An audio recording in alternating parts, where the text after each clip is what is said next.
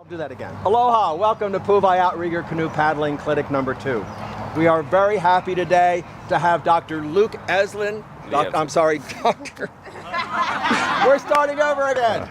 Okay. Just keep going. That's good. Pu'uvai Canoe Club, Clinic number 2. Thank you for watching and for attending.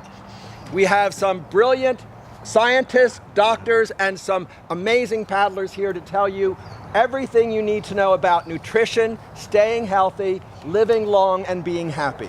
It's all right here. Tune in now. It doesn't take much time. Aloha. Here is my dad to begin with nutrition.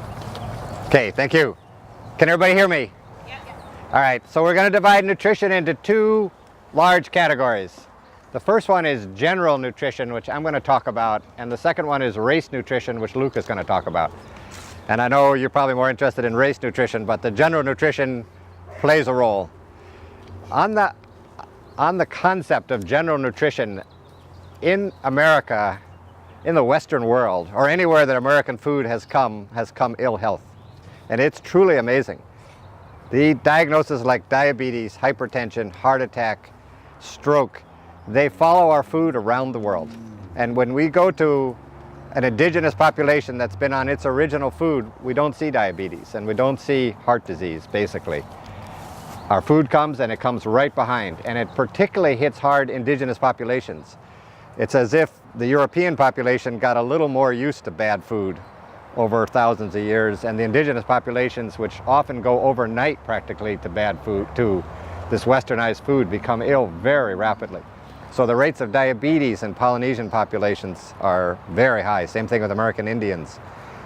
So the concept of taking in our processed food does something to populations. And so the question and the problem for all of us is the diets out there are so many. You can see an Atkins diet that's high protein, high fat. You can see a South Beach diet that's high protein, leaner fat. You see that the diets that are very high in carbohydrates, such as Terry Shintani's Hawaiian diet. They all have advocates. They all have people pushing them, and the latest, one of the newer diets is the paleo diet. Anyone know what the paleo diet is? Can you hear me? Paleo? No. Paleo diet is a group of people that back up. I want to try to catch the back here. Anyway, the paleo diet is an interesting diet where people have looked at indigenous populations and said, what was different about them? Why were they so healthy? Why did they have strong teeth, strong bodies? Why did they look muscular until they died? And they've blamed it a lot on grains, that when grain entered into our dietary life, particularly wheat, that we became less healthy, and that's also interesting and has advocates. So the problem for somebody like us is to pick your way among all this and say, all right, I have all this conflicting information, what do I eat? So I'm going to go down a little bit on what we know, and then help all of us maybe pick out what is actually good to eat and what's not so good to eat. Just some general concepts.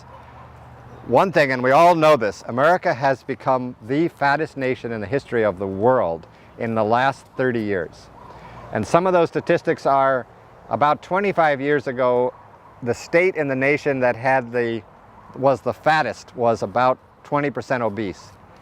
Now, 25 years later, every state in the nation is over 20% obese. Only one is not, which is Colorado, which is 19%. And Hawaii actually is not so bad. We're 47th, meaning that 47 states are fatter than us. But it's at a market, if you look at the statistics and you look at the states that went, so what it means is 25 years ago, Colorado would have been the fattest state in the nation at 19% obese. And now it's the leanest state in the nation at 19% obese, which is truly amazing. Our healthcare dollar, we spend $2.3 trillion a year on healthcare. 80% of it is on chronic disease, which is diabetes, hypertension, heart disease, and almost all of that is lifestyle related. So again, it comes down to, all right, what do you do about this? What part of our lifestyle is making all this difference? And I'm going to go a little over just the more recent research. And it gets a little complicated in how to use this research in terms of nutrition for races, and Luke's going to try to pick his way up in that a little bit. But I'm going to talk first about sugar. So we know a couple of things that happened. About 30 years ago, the average American had about half a pound a year of fructose. So fructose is half of the sugar molecule. If you eat table sugar, it's half glucose, half fructose. If you eat high fructose corn syrup, it's 55 to 65% fructose. So 25 years ago, we didn't have high fructose corn syrup particularly. We had sugar, and things weren't as sweetened as they are now. So 25 to 30 years ago, the average American had half a pound of fructose a year. The average American now is having 62 pounds of fructose a year. And this is what they've discovered about fructose. When you eat fructose, we thought it was a good food because it goes into the body and it doesn't push up your insulin. So we thought, oh, this isn't something that's pushing up insulin and making us sicker. But what fructose does, it goes right to the liver. It's metabolized just like alcohol. So when you see all of us, if you look at pictures of Americans 40 years ago, we were very different looking. We had thin faces, thinner bodies. If you look at a picture of a graduating class, the majority of them were on the thin side. If you look at a graduating class right now, anywhere in America practically, we're all round. We have round faces, and particularly we have this roundness around the belly. And it turns out that fructose goes, if it's not associated with fiber, it's taken in the body quickly, it goes right to the liver, and it turns directly into very low density lipoproteins, which is the worst of the cholesterol, worst of our fats. The very low density lipoproteins are the worst of the fats. Turns into triglycerides, and it turns into 2 inflammatory substances at least. So sugar, not associated with fiber, is taken into the body, metabolized by the liver, turns into fat and to inflammatory substances. And what that means on a very concrete basis is we get this layer of fat around our stomach and we inflame more easily. And inflame more easily means we hurt more. Our backs hurt, our muscles hurt, and we also build up arteriosclerotic heart disease because it's in the inflamed areas of our vessels that we deposit fat. So what we've done is completely overwhelmed our sugar mechanism. And the way we've overwhelmed it is we've allowed it to come in without fiber.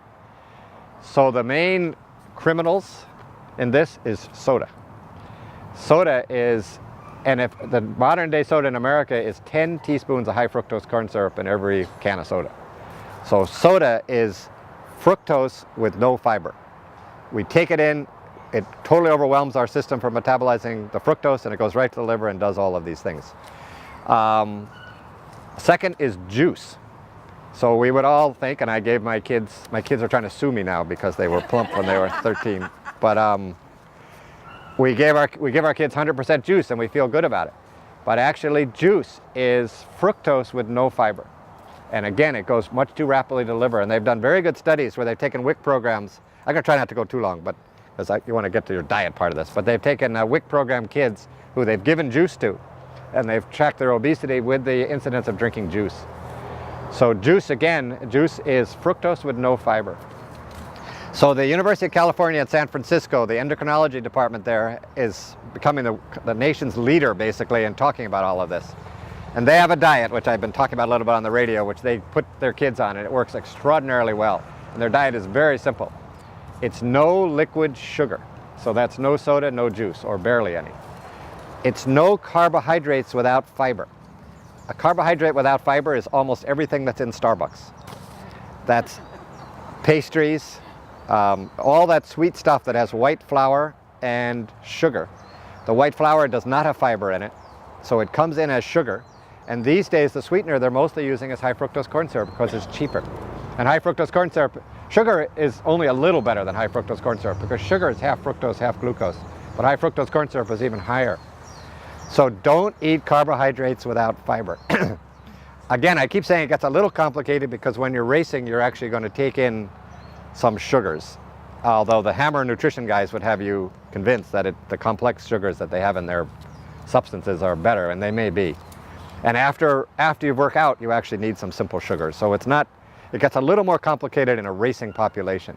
But for general guidelines, unopposed sugar with no fiber is really bad for us.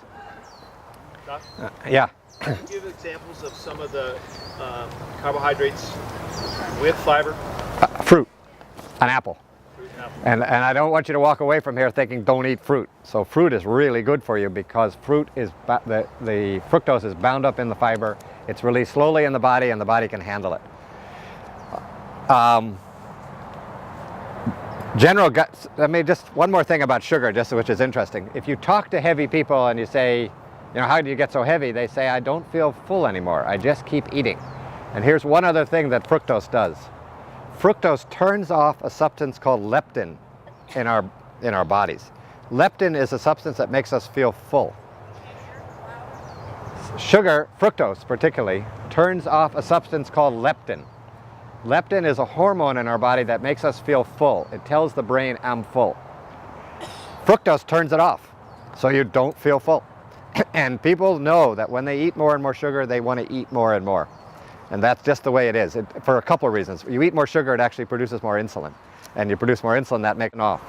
So here's unopposed sugar. It's doing 5 things. Just keep in mind. Turns off your leptin, gives you very low density lipoproteins, gives you triglycerides, and at least 2 inflammatory substances. So number 1 poison we imported around the world was sugar. The second thing were the whites, the white flours, because what white flour did is allowed us to give sugar with no fiber. So the white substances like sugar and white flour are really not good for us either. There's a wonderful book out there called In Defense of Food by Michael Pollan. Michael Pollan is a food journalist and he's a wonderful writer, and he has a small book called In Defense of Food. You can read the whole book and it basically comes down to this sentence. He's saying, okay, what are you left with? What do you eat? He said, eat real food, mostly vegetables, mostly green, and not too much meat. And that's it, actually. That is what a healthy diet is. Real food means food in its original form. And it's interesting, a food scientist from France went to some towns in America and talked to the kids. None of the kids actually knew what real food was anymore. You know, we eat Fruit Loops and sandwiches. They don't actually know what a real piece of food really is, what an artichoke was, or an eggplant, or any of these things. We've gotten so far away from actually what's real food. The reason that green is good, which is kind of interesting, if you look at something green that we eat, the green substances protect the plant against oxygen. So the green substances are full of antioxidants, which are good for us because they allow us to protect ourselves against aging.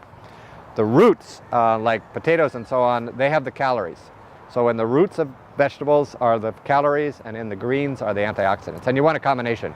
You want the calories and you want the greens. A question that comes up is, what about protein? There are all these high protein diets out there. It's probably true that fat got over-demonized, that we made too much of fat, that a lot of the heart disease in the world may have been a lot more from sugar than from fat. But we know certain things about fat. Trans fats are really bad for us. That's a fat we made. We created margarine because we thought it was going to be much healthier for us. Margarine is really bad for you. The original margarine with trans fat in it. But trans fats are found in many foods that are trans fats are hydrogenated oils. And so when they want to store a food, basically, if you're eating a food that's off a shelf and it can't rot, it's not good for you. And that's most processed food. And they did it by hydrogenating the oil, is one of the ways they did it. So you want food that can rot. You want food that your grandmother can recognize. In terms of meat, some meat is probably okay. I think if you have a diet that's really much too high in red meat, you're getting too much saturated fat and you need to be careful. But vegetable fats are probably okay for us, particularly good vegetable fats. Coconut oil went through a phase where it was terrible. Coconut oil, I think we're going to find more and more is a better food. All of this stuff is works in progress, and we got to kind of keep our eyes on it. But if I was going to leave you, and I'm going to stop right here unless there are any questions, but if I'm going to leave you with a message, it's be really, except maybe during the race when you can have certain substances that are liquid sugars. Let me just say one thing more about exercising. When you exercise, you change the equation a little bit, because when you exercise, you're actually using your insulin up. You're making your muscles work better, and they're not as affected by insulin. So exercise skews this a little bit. And guys like our champion swimmers can eat a fair amount of junk food because they're actually able to handle their insulin. You need to be careful about that. You're a young athlete and you're okay with all this junk food and you're really doing well. As you get a little older, that junk food's going to catch up with you. So one, you need to be careful, and still better to eat better foods. But you do need some intake of sugars while you're racing, and you need some intake of simple sugars after your race, because in the 30 minutes after your race, you have that window to rebuild. What is honey? You know, honey is a sugar. So it has all the things that sugar has in it. It probably has some things that are a little bit better, in that it's more natural. It actually, people talk about it helping allergies in certain ways because it's taking in substances that are in our environment. So honey may be a little better, but it's still a sugar, and still be careful of it. Of the artificial sugars, stevia may be one of the better ones. And agave is probably not good. Agave is mostly fructose.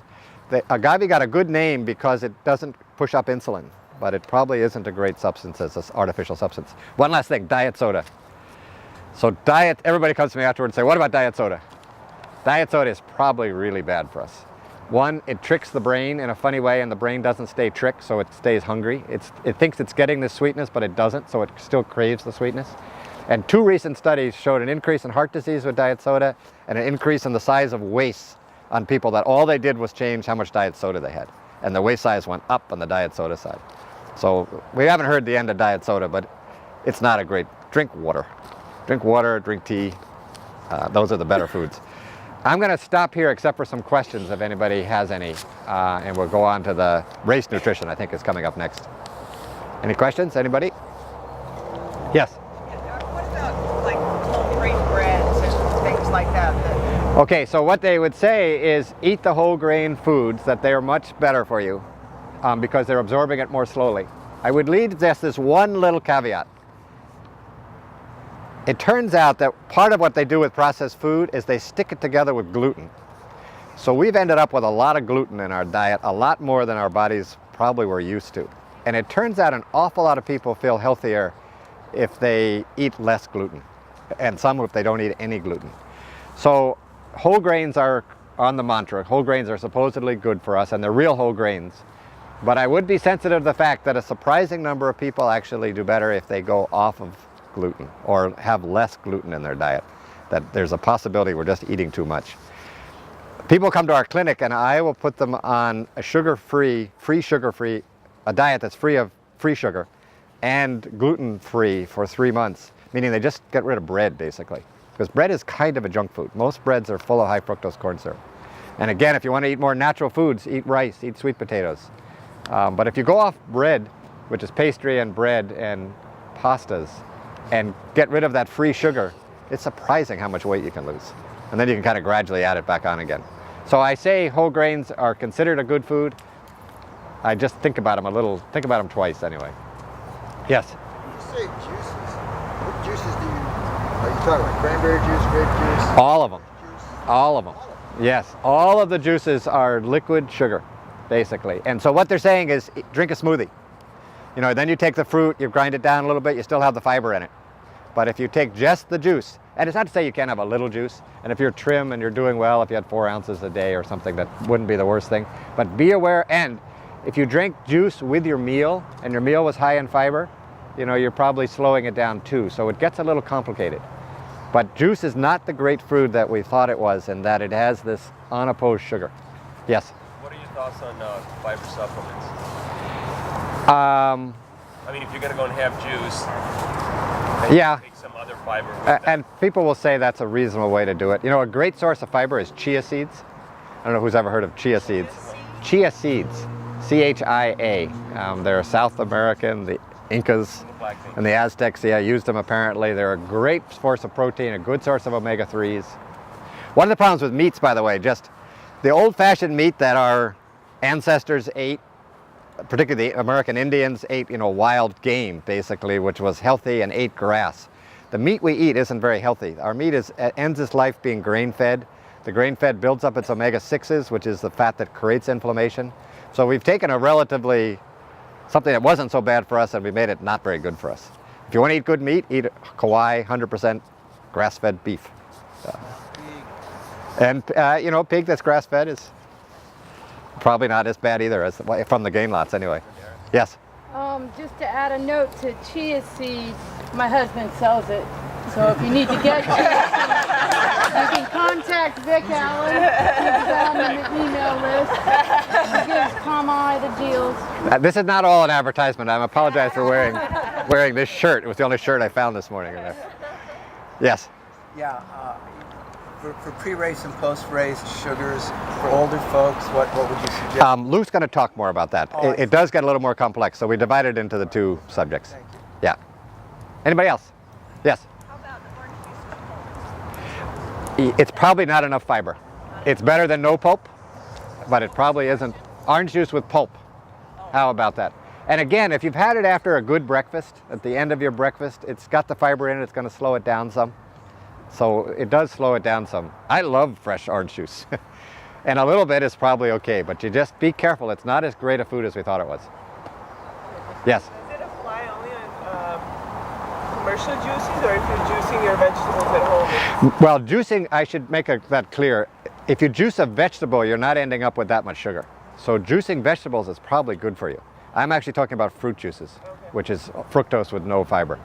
Yeah, juicing, I'm only kind of getting into the research on juicing vegetables, but chances are it's really good for us. I think making these juiced vegetables is a good way to go for something a day, each day. Anybody else? No, not in my mind. And I was actually, somebody was just drinking it, and I thought to myself right before, I should look how much sugar's in there. I think we're going to find more and more that coconut water is a pretty good substance. But I don't actually know offhand its sugar content. But it's certainly not as sweet as a regular. Huh? It's Half of what's in orange juice? Yeah.